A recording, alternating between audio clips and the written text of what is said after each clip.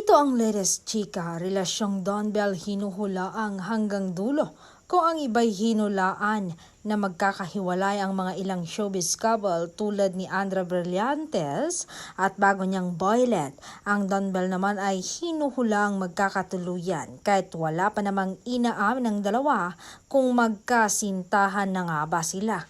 Pero ayon sa feng shui expert, manghuhula, mga witchcraft ay sinasabing magkakatuluyan ng dalawa. Sana nga no, magkatuluyan sila.